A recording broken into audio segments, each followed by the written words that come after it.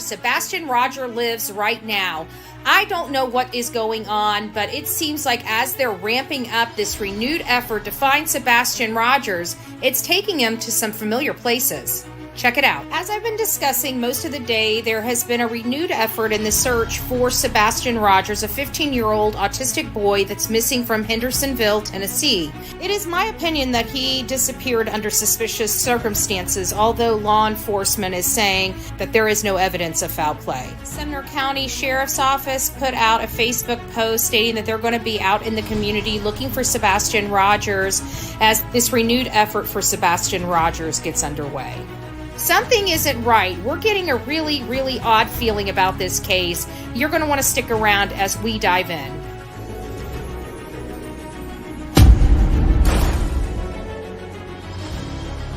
From the East Coast to the West Coast, we are everywhere true crime is. We are asking for the public's help. We are searching in the woods. We are doing what it takes here on the Bullhorn Betty channels to find answers to the most alarming cases we have been watching on the news.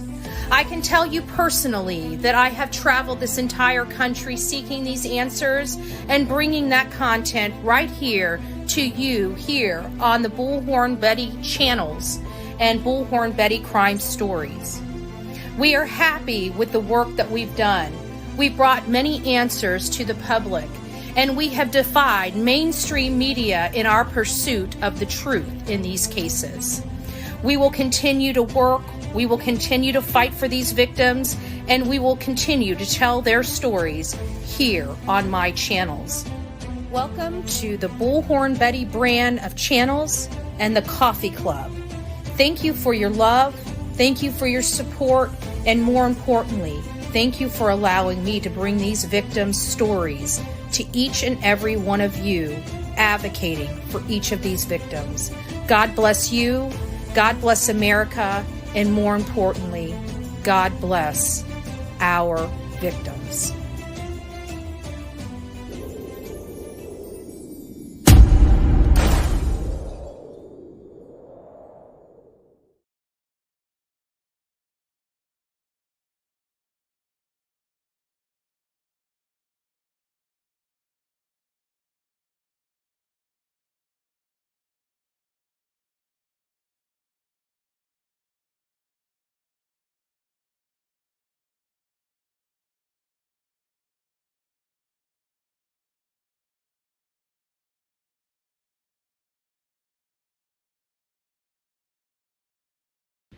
I don't know why it does that. It should not be doing that.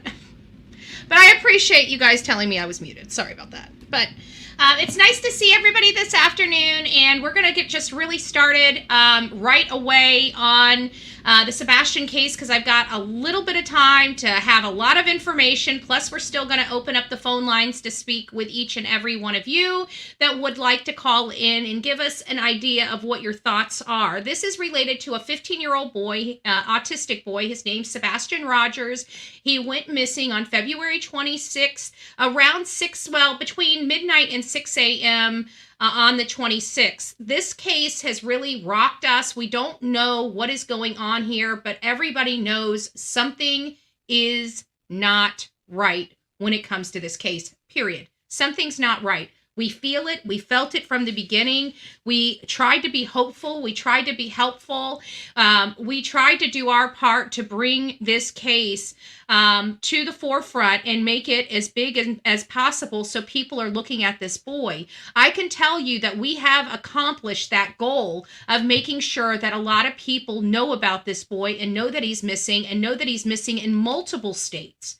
That has been accomplished. The problem is we have conflicting issues that we need to resolve. First and foremost, did Katie truly pass her polygraph? We have no corroboration. We have no one else that can possibly tell us whether or not she has passed that polygraph test other than herself. I'm sorry. We have to remove that past polygraph out of the equation. We can't keep looking at that polygraph and saying that she passed it. We don't know. And I think it's a distraction from us looking at her in conjunction with all the information. And I'm removing it. I'm going to act like it doesn't exist. Not that she passed, not that she failed, just that she didn't take it. Because I don't know whether she took it or not. And I don't know whether she passed or failed. And I'm sorry, but her behavior has me very suspect. Has me very, very suspect. We have a lot of information. And this last video at 3 that we did on Premiere, I gotta say, my audience is a little impatient, okay? I have to tell you guys are some impatient people. I'm just joking. I'm not joking. You guys are impatient. So I was going through, there's a lot of behind the scenes, and I don't think you guys ever kind of get the behind the scenes, us working through an issue. For example, a lot of people had to wait for somebody to tell them that video at the speedway didn't hold water before they realized it didn't hold water. That video that we dropped at 3 p.m. shows you how to process the information so you find out if it holds water. So you don't have to ask somebody. So that's what you guys were watching. You guys were watching us work through a process because we had no information. Yeah, did we get some information today that said that that video over there at that gas station didn't hold water? Yes, today. Later in the morning, that started making its rounds. Well, I recorded that video wee hours of morning. So that information wasn't available to me, but the ending result was still the same. There's no way that speedway could hold water with the timing of what we know to be true with Chris. So that eliminated that. We didn't need somebody to tell us that it doesn't hold water or it might not be Sebastian. The information led us to believe that it couldn't be. So I hope you guys go back to that video now that, we do know this information, and watch how how it's processed. Watch how we got to the ending result there, because that's stuff that you're going to need to use, especially when you have law enforcement not giving you any information. We've been working around the clock. I can tell you, nights, weekends, mornings, 2, 3 o'clock in the mornings, we have been working this case. We've been trying to find out where Sebastian is. And so we have been looking heavily and highly at the 2 people that we believe may hold the key to where Sebastian is, and that is Chris Proudfoot and Katie Proudfoot. We've been talking about this for a couple weeks now, and it's been a breath of fresh air to hear Nancy Grace. And I'm telling you, when we, us as a team, we're behind the scenes, we're working, we're chatting, we're, theorizing, we're doing all this stuff. But I got to tell you, when we heard Nancy Grace's 19-minute video, we were just like, and I went back there and I said, see, this is what I'm talking about. You guys rock. I told my team, I said, you guys are a bunch of rock stars. When we start analyzing these cases to the likes of professionals and people like Nancy Grace, and we are spot on in our assessment, we're doing a great job. And while I understand that you guys don't get to see that work behind the scenes, you guys only get to see kind of the final product, our conversations about the stuff we discuss behind the scenes. I can tell you this thing with the Nancy Grace, I was very, very happy with my team when I heard the Nancy Grace commentary. We're going to go to Nancy Grace right now. I know that everybody and their mother is playing this, but I have some very, very specific places that I want to go. So we're going to go there. But before we get to the Nancy Grace thing, I want to talk about Narid Diver. Okay? Narid Diver is a creator that I've never personally met, but I have learned about from the Riley Strain case because of the whole debacle with Cajun Navy. Cajun Navy literally took the credit for Narid Diver on a national broadcast, which I think is disgusting. But you know what? The United Cajun Navy is a bunch of pigs.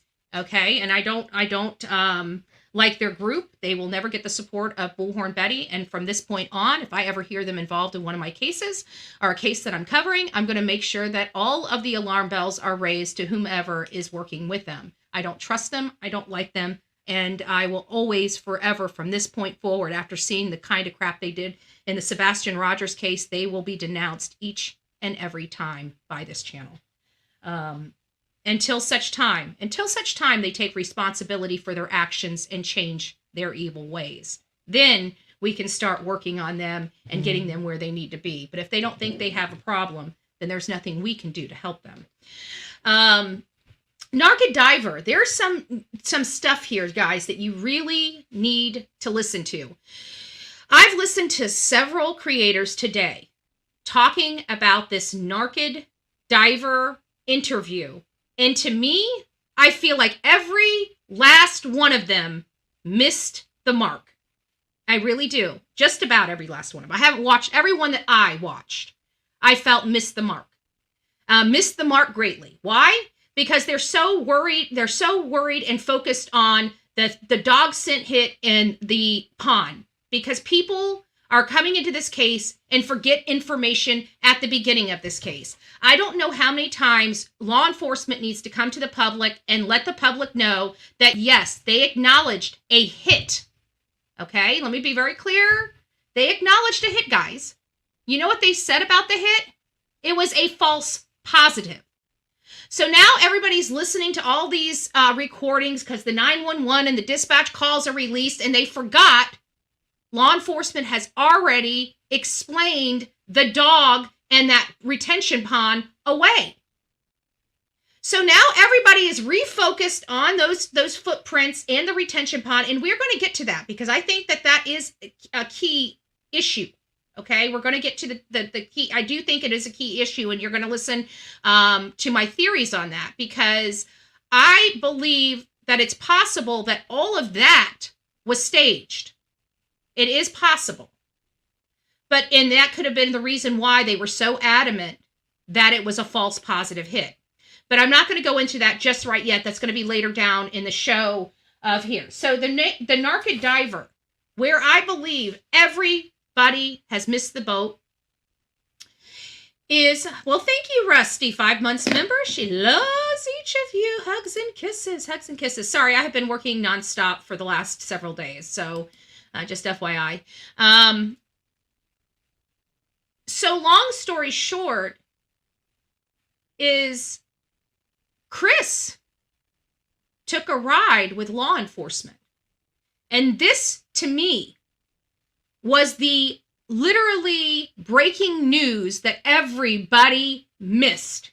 They missed the stinking mark, focusing on obsolete shit that's already been explained over and over again. In my opinion, not to offend anybody, but I'm just a blunt person, okay?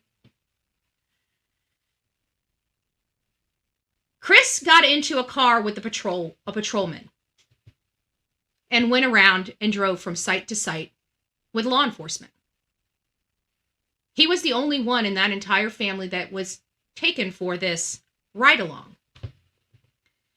We've been doing this for a really, really long time. Not as long as many, longer than most, but we've been around the block a time or two because this is our business. When have we ever known anybody to get in the car with a cop to go around to these locations? You guys remember the last time we had a ride-along? You guys remember? It was just recently, too. It was in the Audrey Cunningham case. And the ride-along was Stephen McDougal. Remember that? So Chris thinks this is a bragging right. He knows more than anybody else in the family because he got this ride from law enforcement. And we touched on it earlier at the 3 o'clock one with the pre-record, the premiere. I want you guys to hear this. This is ultra concerning to me. This tells me that law enforcement have put their sights on that man and that man alone. Let's listen. And I've got it just about where I got it back. We're going to be right about the 2:50 mark. So we're going to have 1 minute of, the update because the 1 minute is all the crap that didn't matter. And the one spot in here that really, really, really did matter, nobody even picked up on. So let's listen.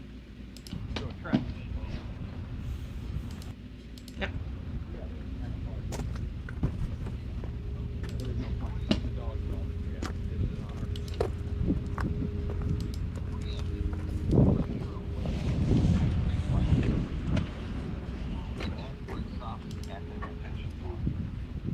Do you know how much they actually drained? They drained the whole thing. It's okay. So initially, when they went over to look at it, it was only knee-deep. From the picture that you showed me, there's a lot of new runoff. Yeah, that's what from where they're cut. Yeah. Trying to figure out. I was like, I don't know how shallow it was before or after. Yeah. I'm 5'9", and it was knee-deep. Okay. So, and they even drained it and still walked it. Okay, so they actually walked it. I didn't know that. Yes, sir. Yes, sir. And that is actually information that was told to me by law enforcement. Okay, it's coming up right now. I went on me and law enforcement, they could put me in a vehicle. Right. Drove it around, showed me a bunch of stuff. I'm the only one. Law enforcement put me in a vehicle and drove me around and showed me a bunch of stuff. I'm going to take this back. We're going to listen to it again because he says something past that. So they actually... Because I went on me and law enforcement, they could put me in a vehicle. Right. Drove it around, showed me a bunch of stuff. I'm the only one that they've done that. Okay. So I can actually give you a little bit more information than what... You see how he's bragging about it? He thinks it's a bragging right that he was put into this law enforcement cruiser and taken around and shown areas, and he was the only one that did. Not the mother, not the father, just Chris. The one person that was the furthest away from Sebastian.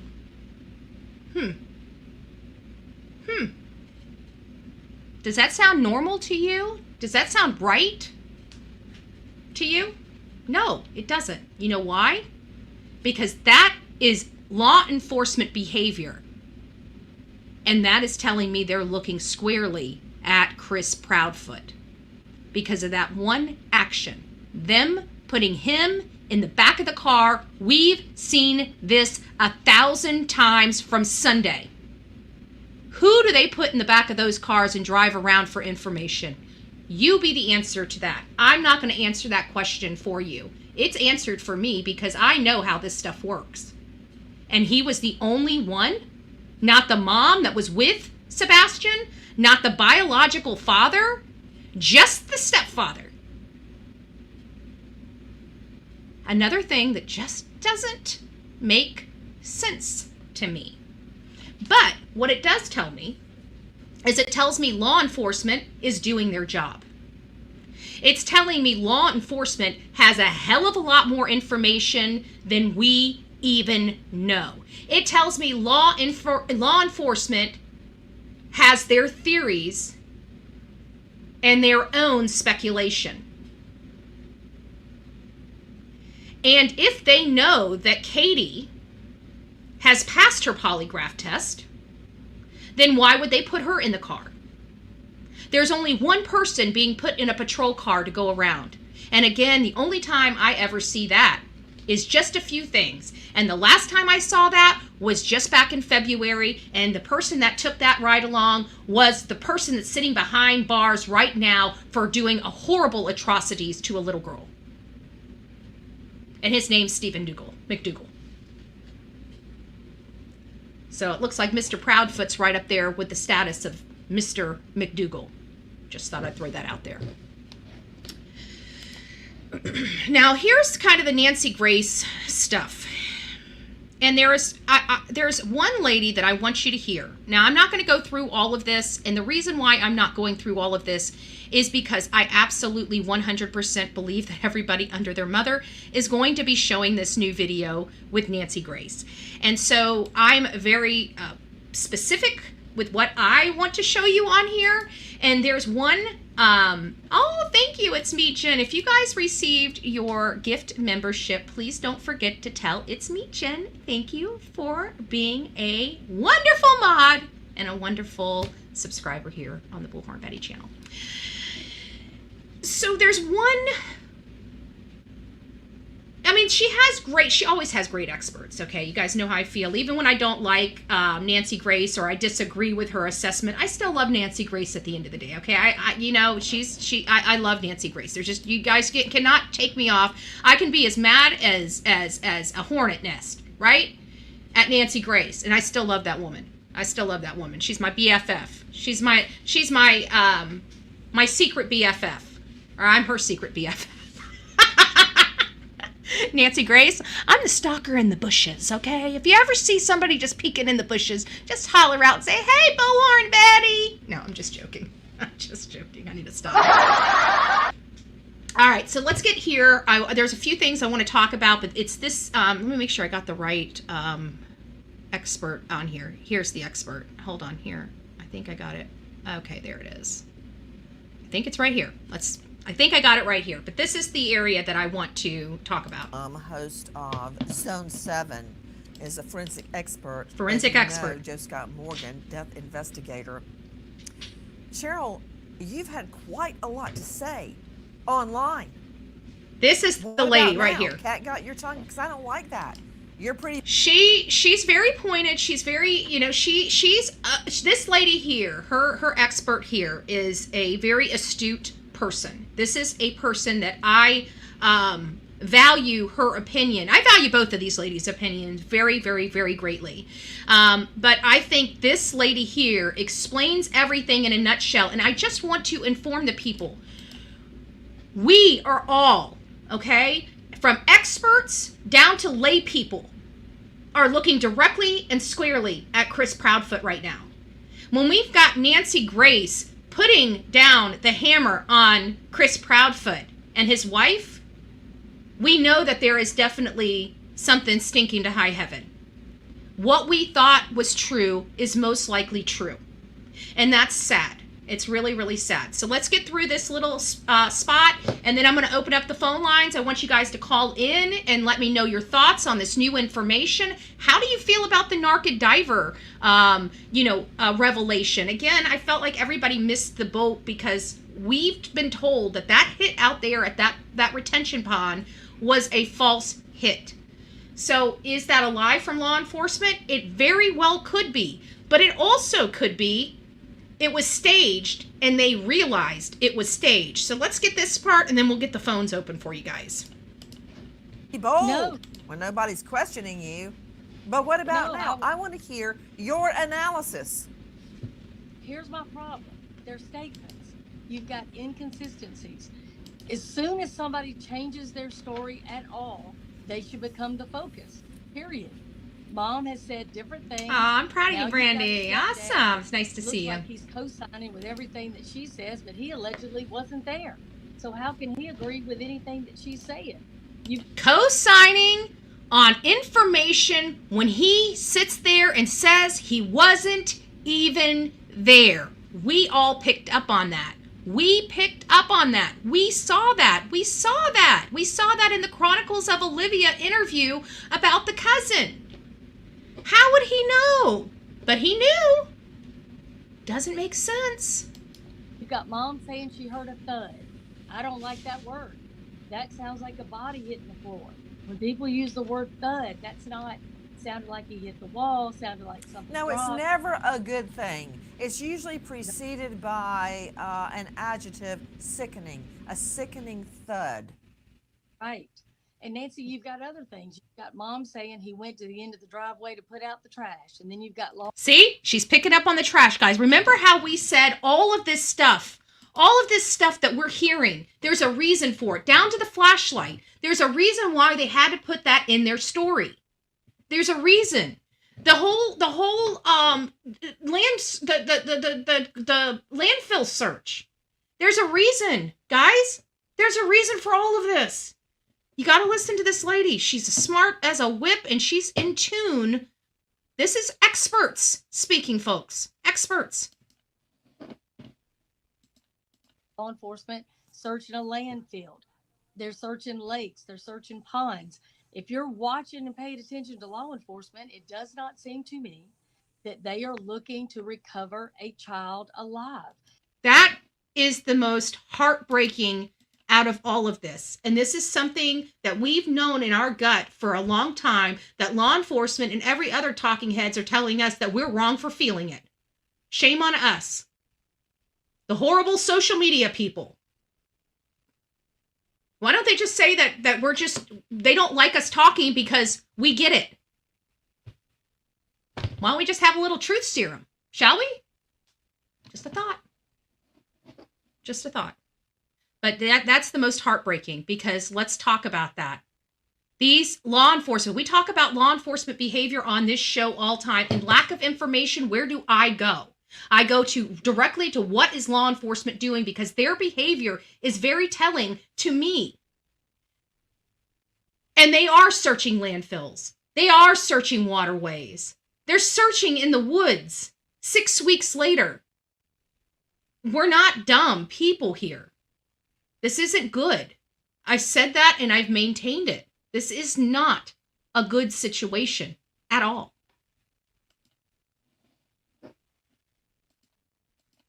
They are searching for remains. You and I both know, and Joe Scott knows, when a child goes missing, the first 3 hours are critical. We're at 6 weeks. 6 weeks that this child has not been seen or heard from.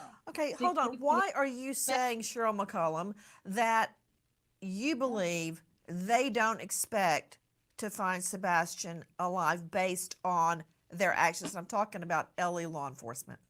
Now, if this conversation was being had on the Bullhorn Betty show, we'd be hanging in the trees, right? We'd be hanging in the trees. But the truth of the matter is, statistics is what guides us.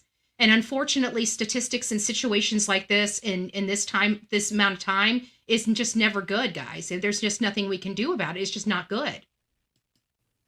They're searches. They're searching landfills, lakes, ponds. That is not indicative of somebody that is alive. And again, you've got a child that has gone 6 weeks without his medicine, 6 weeks without food that we know of. He didn't have a source, no shoes. And mama herself says, oh, a flashlight's missing. Again, that's such an odd thing It for is. her to know is missing until they show her video that looks like a flashlight. Boom. And then the stepdad says, well, we were sure hoping it was, but we're sad to report it wasn't a flashlight. Well, if you've got 2 flashlights out there, why are you glad that it's not that? That to me would signify that somebody was out there in the wee hours of the morning with 2 flashlights, meaning 2 separate people, the night your child went missing. I mean, it's just odd. Before we listen to the end of that, I want to know, by the shows of 1s and 2s, who actually believes that those light sources are a garbage truck? If you believe they're a garbage truck, put a 1 in the chat. If you don't believe, what we're being told those light sources are, put a 2 in the chat. I'm not going to say whether you think they're flashlights or not. That I just want to know, do you honestly think it's a garbage truck? Do you think those, because okay. So we're getting some people in here, and so we do have a 1. Thank you for those that are, that do the 1s. Thank you for being honest. I appreciate that. So we've got a few that believes that is a truly a garbage truck. See, I haven't been there, so I can't tell what angle that camera is looking at. And so they're saying it's pointed to the back of the house, but when we've looked at it before, we put it up on the screen, and it doesn't appear that there's a roadway back there. So I'm confused. I'm so confused. Are we just being, are they just lying to us? Which we have to understand that this is a very complicated and messy situation. Oh, thank you. It's me, Jen. This is a complicated situation where, the parents truly may be responsible for this young boy's disappearance. And the thought of that is disturbing. But because of that complexity, I think that law enforcement has to lie to the public and has to lie about certain aspects of it, because they have the integrity of this investigation they have to maintain. And they still have to solve this case, and they still have no clue where this boy is. But in my opinion, they're looking in all the wrong places. I truly believe. But you know what? There's a piece of me that say he could possibly be in the landfill, but if he's not in that landfill, he's somewhere along that I-40 corridor or somewhere near that Yogi Bear campground. I mean, Chris Proudfoot had to get up in the middle of all this searching the very next day to go pick up his camper, which didn't make sense to any of us. And then they turn around and go right back to the same camping ground. Why didn't he just leave it there? It doesn't make sense. There's something with the camper. There's something with the flashlight. There's something with the 3-hour phone call. There's something with the door. There's something with all of it. It stinks to high heaven. And then on top of all of that, we're starting to hear from people. Now, I don't know if this is true. I'm not going to stand on my channel and say it's true. So we're going to say this is an awful rumor that may hold water. We hear that Chris Proudfoot doesn't work weekends, which I knew that. I knew that already from out the gate. We've been talking about that from out the gate. And that's why I believe he was home, because I don't know any construction worker that's going to stay in a camper when they can sleep in their own damn bed. Doesn't make sense. A lot of stuff that doesn't make sense in this case. But let me get back here. I've got my my handy dandy notes. So I felt the Narid Diver. We'll go back to that in just a second. So I felt the Narid Diver was focused on the wrong facts. Ellie stated multiple times the dog hit was false in their opinion. Our hit, yeah, in their opinion, I put it on here, and that it could mean several things. One, staged, like maybe they learned that this whole thing was staged because there was bare feet, and they happened to say the boy left the house without shoes on. So, or it could just be old scent, or just truly a false hit. And then in Nancy Grace, she's talking about the polygraph test and how Chris, I mean, she calls Chris out and hits him hard in this thing. We didn't go cover it because for what I was covering on this show, we don't need that. But she hit him hard with the polygraph test because he's playing games with that. He doesn't want to take a polygraph test. Like even the expert in here that we're about to start playing in just a second is sitting there telling us that we can solve this right now. All you need to do is take a he doesn't need to be court ordered for a polygraph. There's never going to be a court order. He doesn't need to go to TBI for a polygraph. A polygraph is a polygraph is a polygraph. So he could literally, if he wanted to put this to rest, if Chris Proudfoot wanted to put this baby to rest today, he could literally go and purchase his own polygraph test. He wouldn't need to do it through Nancy Grace. He wouldn't need to do it through TBI, and he could put this whole mess behind us. So the question is, why? Why won't he give us a polygraph? Why won't he tell us where he's at? Why does he have markings all up and down his arms? Why is he the one so secretive? Why is he the one that stinks to frickin' high heaven? And then we find out he may not even have been to work Monday. We're hearing, now again, horrible rumor that could hold water. We're going to throw it out here. I'm going to say it's rumor because I can't corroborate it right now, but believe your butts, I am working on it. But we're hearing that he may not even have been at work Monday. So did he lie about the whole thing, about his wife calling him and him being on this major crane and how he had to get off, and wait there until 9 to have somebody relieve him? I don't know. All I know is he has a propensity of lying. He has a propensity of lying to me. He has a propensity of lying to you. He has a propensity of lying to every single person related to this case. And we have to ask ourselves, why would anybody have to lie when there's a boy missing? Their boy. That is concerning. Let's listen to the rest of this little tidbit from this investigator, and then we'll get the phone lines open. You can tell me how you're feeling today, what you're thinking. And guys, if you think of a location, I mean, by all means, please let me know if you guys think that there's a probability of a place, whether you know about it, heard about it, felt it, whatever. I'm going to be out there on the 21st. And so we need to have some ideas of where to search, because I'm going out there to search for this boy. I just want to pull my resources in areas that need them, because if we have a lot of people penetrating the ground in and around Hendersonville, that's not the place I need to be.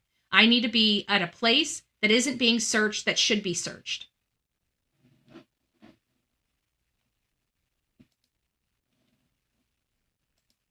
What do you make of a 3-hour conversation held between Mrs. Proudfoot and Mr. Proudfoot the night Sebastian disappears? The 3-hour phone call bothers me because, again, that's a long time to be on the phone. And, you're hearing your son supposedly, he's answering you supposedly during that time, but you don't go check on him at all. Did somebody leave their phone just on while they went and did something else? I don't know. But I agree with Joe Scott. The electronics are going to tell the story. When his mama first entertained the idea that somebody had him, what did she base that on? His phone's not missing. He didn't take shoes, didn't take Boom. clothes, didn't take money. Nothing on his cell phone, nothing on his computer says that he's been talking to anybody.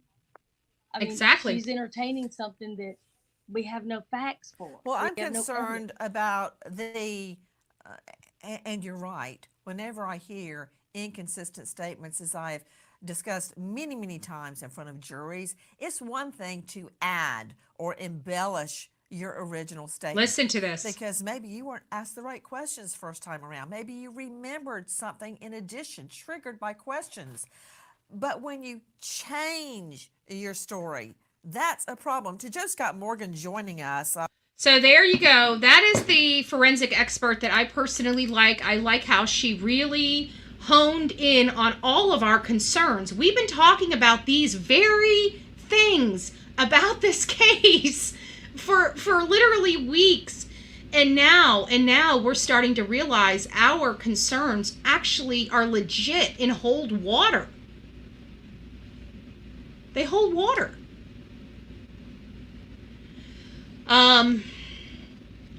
So that's where we are right now, guys. So I'm just going to start talking about the case and getting us some additional information, because I'm opening up the phone lines for those that would like to call in and tell us about your theories, your speculation, how you feel about the new information. Can you guys, oh, hold on. Don't move yet. There we go. It's Mama Bullhorn. Hold on, Mama Bullhorn. I just want to make sure everybody could hear that. Okay, can you talk, Mama Bullhorn? Hello, good afternoon, Mama Bullhorn. Hello. My new TV remote, oh, hang on, is so sensitive. It keeps going to the Disney Channel, which I don't even belong to. It's weird. Okay. I agree totally with that lady on Nancy Grace. I agree. All of the suspicions we have had, she's validating. Why? Okay, I'm like you.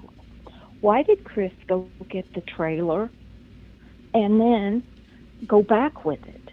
Mm-hmm. If it's in Mississippi, Tennessee can't search it. Good TBI point. can't search it. And I think that's why they did it. Mm-hmm. There is something, it is so much like Dawn and Candace. It's like they studied their book. I'm not kidding you. This is like...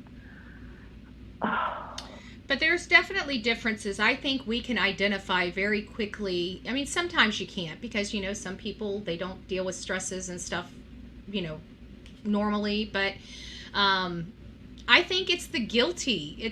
I think the guilty have a certain behavior. And I think it's indicative in Dawn and Candace. I think it's indicative in Chris Proudfoot and Katie Proudfoot.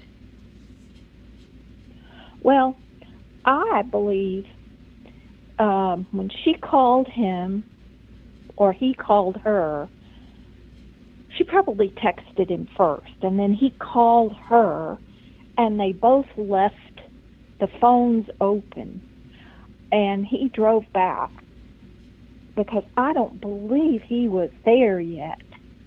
I think he had been at home in Hendersonville, and he was en route to the campground, and he turned around, he left his phone wherever, and she left her phone, and they did a major cleanup. So do you think... And then he went back to work and checked in. He went back to work, probably put Sebastian in the trailer, went to work, and then all hell broke loose. Mm-hmm. And that trailer is in Mississippi. Yeah, that's the campers got me a little, but everything's got me a little flustered. The 3-hour call, the you know, the locked door, the no shoes, the flashlight, the, you know, the the weird behavior the next morning, the changes of the story, the lying about taking the polygraph at the beginning. I mean, the lying about being completely cleared. Like, Chris Proudfoot was really trying to convince the world that there was no possibility of him being responsible for this, you know, and his house of cards came crashing down because he was made out to be a liar because he lied about everything. Well, let's back up. First of all, those lights, there's no way in HE double toothpicks that could be a garbage truck because one went one way and one went the other. Good point. One disappeared and the other one didn't. Good point. Now, the other thing is, did they put the mother in the police car and take her riding around? Nope. Chris specifically said he was the only one. Why would they do that if she's the one that did all the driving? It's pretty And telling. searching. It's pretty telling. Yes. Hello. Exactly. So, yeah, this is a bamboozle. I think they're doing the same thing Dawn and Candace did, playing dumb, playing honest, playing let us help you as much as we can. Oh, our poor baby's missing. To pry on the sympathy of the public. Oh, he couldn't be guilty. He wasn't even here. He was on a great big crane. He had all night. He could have gone back and forth 3 times. So this is gonna be a digital case. It's gonna be a digital case. yes, I'm curious to see what his truck says. Me too. I'm curious to see what her truck says. Because I even said that too. I said, you know what? He's military, so he might have thought about the phone, but nobody ever thinks about the car. The car gets you every time. Well, it's not even just the car. Let me just explain it. It's not even just the car. It's everything. This day and age, law enforcement has, and our government has pushed us to all digital. Think about it. We can't even barely get cash anymore. Everything's credit. Why? Because they can track every single thing we spend money on. They give us cell phones with trackers in it. They give us cars with trackers in it. It's very difficult this day because our government we have sold our souls to the convenience god. Well, my car will even tell law enforcement where it is. I know. If I get lost. They convince us that we need this stuff. This is going to help us. My car sends out a signal. Hey, she's over here. Oh, good Lord. All right, Mama Bullhorn. Well, we love you. Thanks for calling in. Thanks for giving us your perspective. I love you all. All right, love ya. Take care. Bye-bye. Bye-bye. Mama Bullhorn up in the house. Me and my mama are like...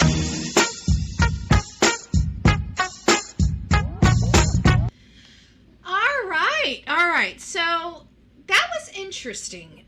So I really do think we need to remove the polygraph. Guys, we've been lied about the polygraph from out the gate, okay? We've been lied to from Chris and Katie about everybody taking a polygraph. We find out that only one person took a polygraph. We don't know the results of it because the people telling us the results of it are people that we don't trust, that have lied to us already, that we have to take with a grain of salt. Now because they've lied to us and they want to tell us, like, show me the proof. Katie, I'd like to see the test results, please. The test results for 500, right?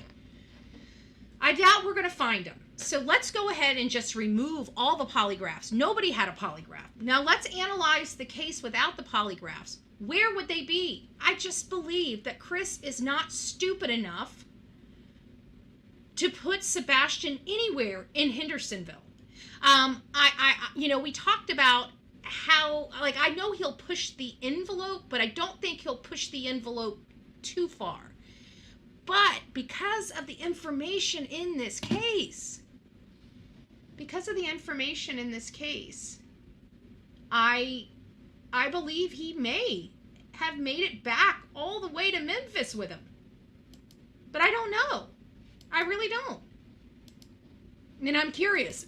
Again, for those that are here, 724-249-6140 if you would like to express your opinion on here, because there's a lot to be had here. And if you do think that Chris is responsible or Katie is responsible, and you do think that they removed him from the house, where do you think they put him? Do you think they put him in the RV? Do I have my sleep on? Do you think they put him in the RV? Let me see what we got here. KP results are not the mama. This is Betty. Hi, Betty. This Hi. is Pam from Pennsylvania. Well, hello, Pam. How are you doing, my love? I'm doing good, thanks. So I think that from the time I saw Chris, the first interview where he had the scratches all over his arms, Mm-hmm. so I think this guy is such a self-involved person that he thinks that he can hide in plain sight and that nobody will notice. Mm-hmm. That's why he parked his RV on the corner of a public park. I would not doubt if Sebastian was in there. I would for smell reasons, unless they had some way to contain it. But he is that cocky Mm-hmm.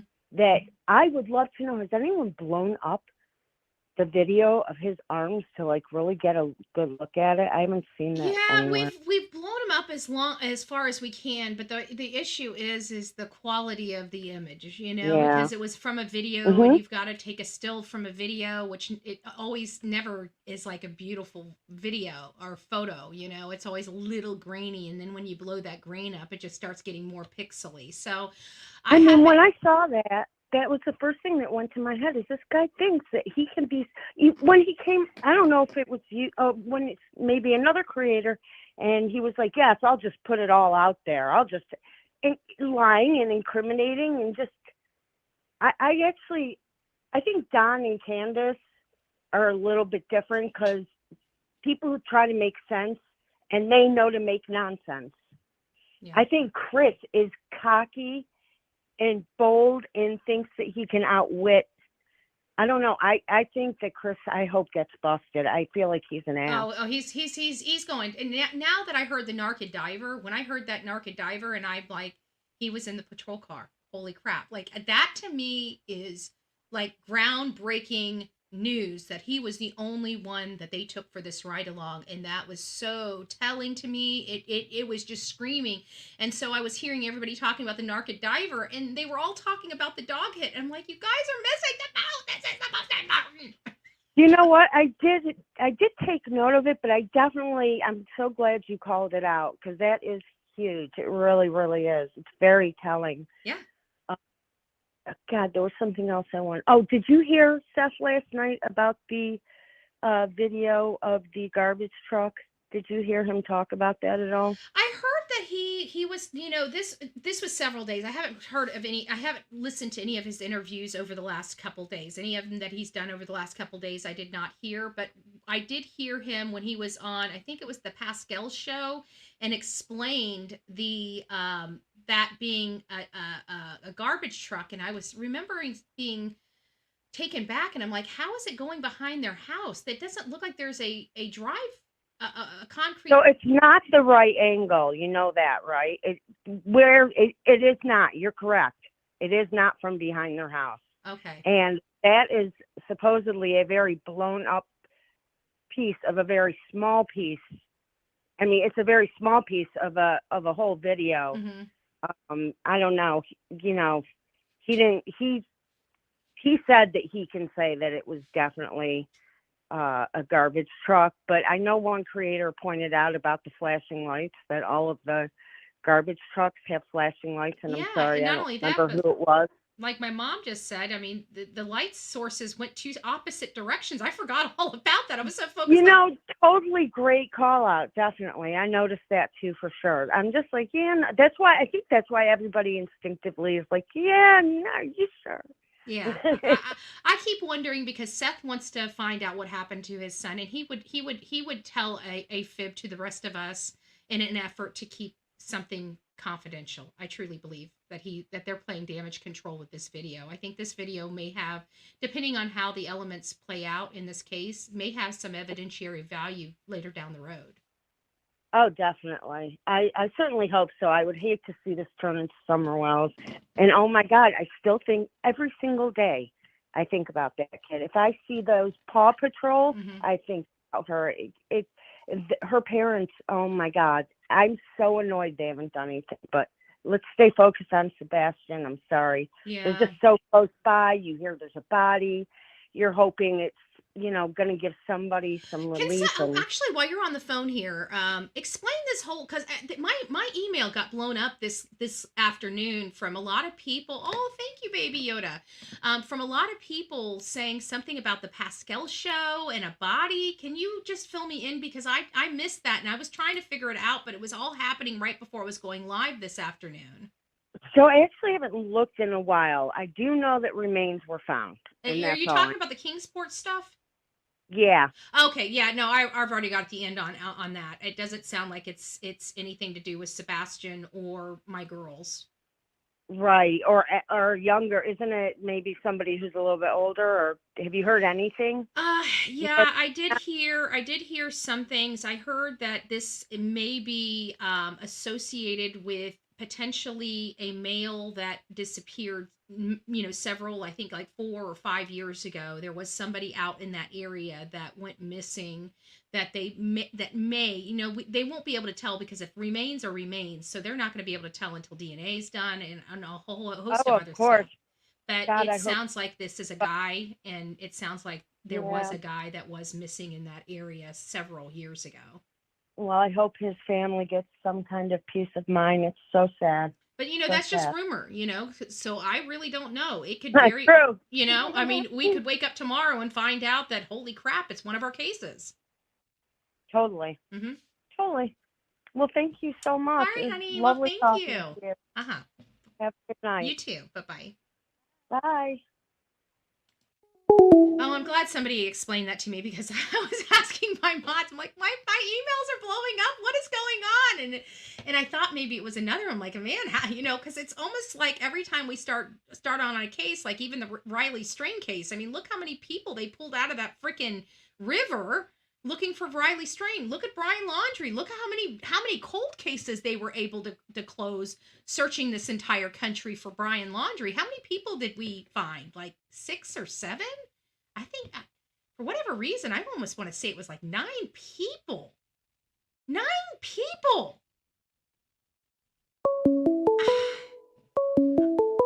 That blows my mind. This is Betty. Yes, how you doing, Miss Betty? I am doing well. Who's this and where are you calling from? Columbus, Georgia. Well, it's nice to see you, or nice to hear from you. Is there something that you feel about this particular case with Sebastian Rogers? My wife followed it better than I do. Oh, okay. So what do you just agree that there was something going on in that 3-hour phone call? You think there was some? Yeah. What do you think was going on? Do you think it was just a strategy to throw the case off, or do you think that there was something more there? There was a strategy to cover up whatever was going on.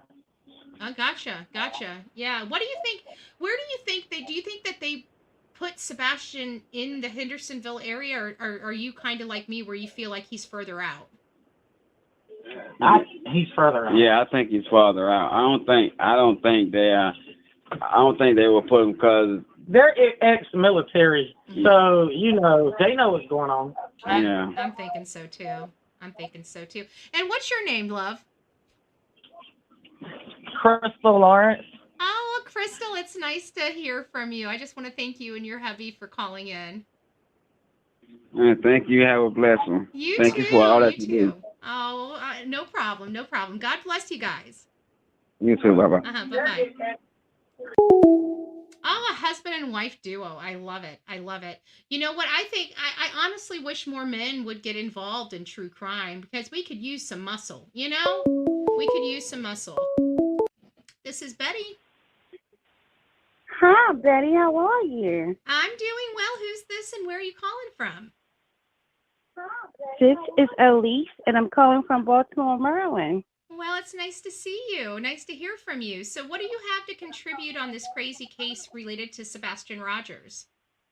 Oh, God. First and foremost, my heart is just so with Steph. I'm so concerned about that man, all the stress he's in. He just looks so exhausted and drained and worried and scared. I just pray nonstop for him and his family, and that Sebastian just show up and show out on us and just say, I'm back, you guys. Deep in my soul, I feel like he's alive. I don't think he's gone, thank goodness. I really feel like he's alive.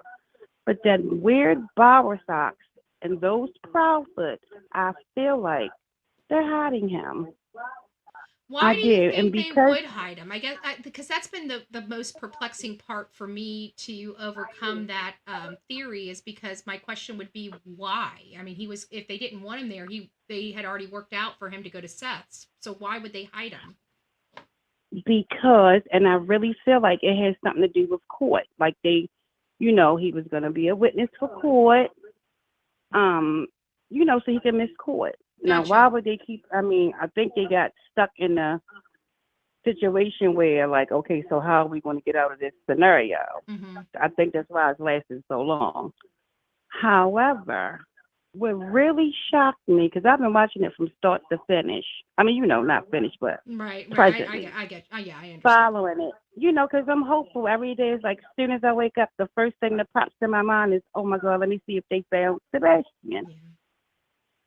But the one thing that really shocked me was when Steph did the interview on Court TV, when he mentioned that the mom, Kathy Bowersox, was at the home, the morning that Sebastian came up missing, Mm-hmm. I was blown away because that was the first time I heard it.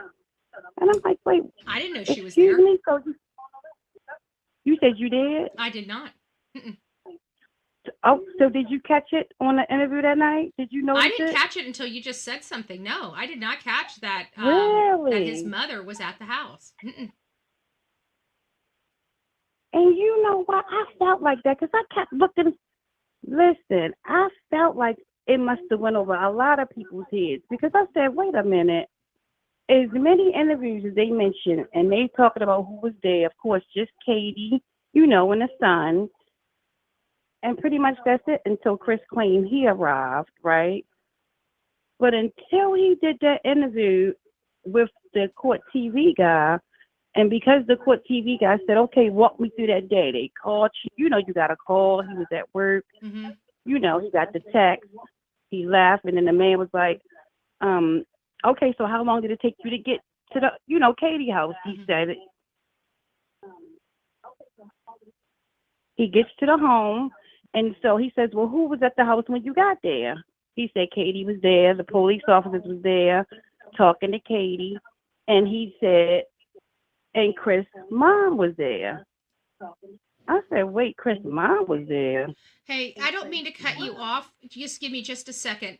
So people are already starting to, I was trying to get a stopping spot, but there is something going on Facebook right now. We're getting some reports in that the police scanner in Hendersonville are all on lockdown. Oh, That there's yes. a large Okay, I'll police call presence back. Okay. per Facebook. That's important. Yeah, also the Proudfoots have locked down their Facebook accounts, guys. I think something's starting to happen. We got to find out. Yeah. Absolutely. Yeah, so Absolutely. I'll Good talk talking to you. honey. Thanks for calling in. God bless Good you. night. Bye-bye. Thank All right, so I don't know what's going on. Would somebody like to inform me or give me, what does it say here? Okay, that's great. Whoever that is, go ahead. Okay, we already got that out. So if anybody's got any information on here, and where is it? Is it on his, I've got the mysterious disappearance of Sebastian Rogers here. Let me see what we've got in this group real quick, guys. Just bear with me here while we kind of process this information through. I don't know where this information is. They're saying Facebook, but I'm here. and I don't see anything. Can somebody drop something in the mod squad if they guys got some links or something here? Let me see.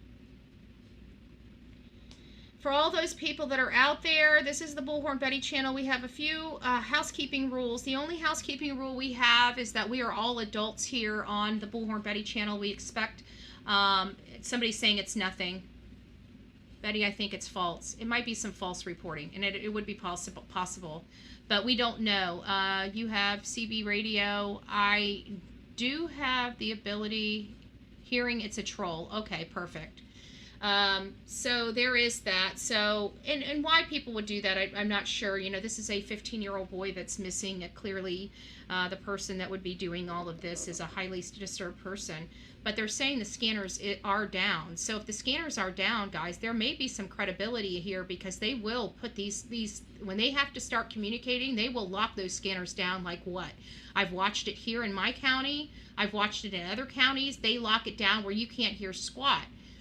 Sometimes they leave them open, especially when they know, like, say there's a person out there that's escaped from prison or something like that. They'll leave those things open as they're communicating, because there's people out there looking for him as well that aren't law enforcement that need to have access to that information.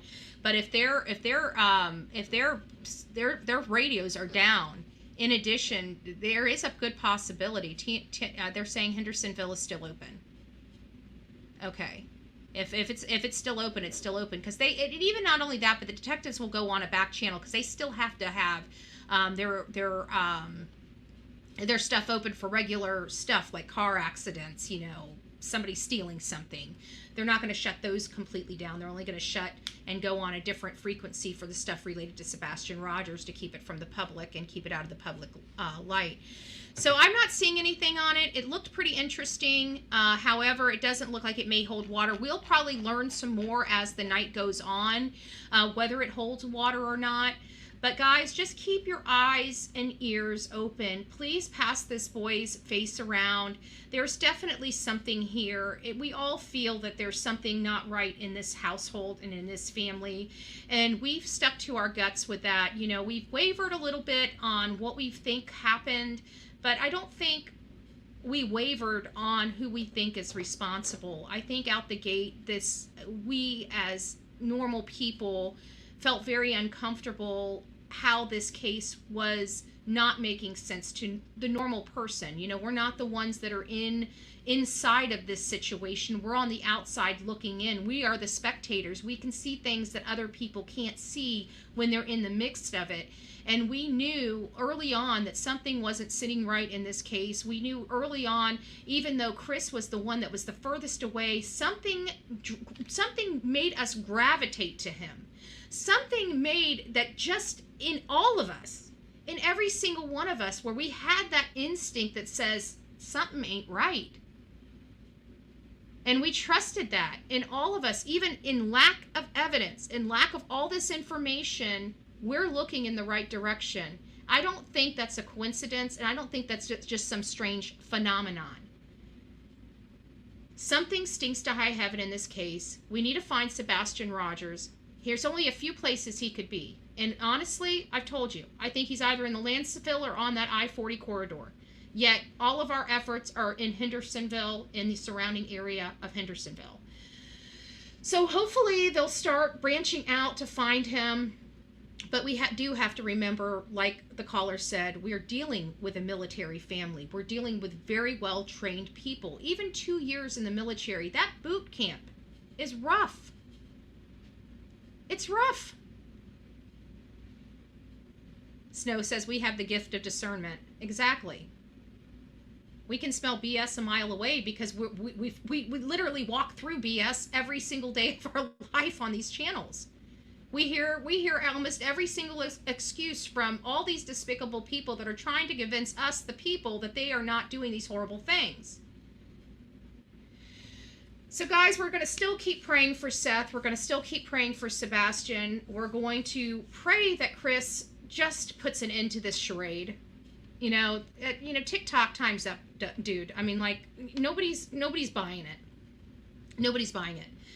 Take the polygraph test if you have nothing to hide. Otherwise, you know what? By the end of this week, if you still haven't taken that polygraph, Chris, I'm going to call you a murderer to your face.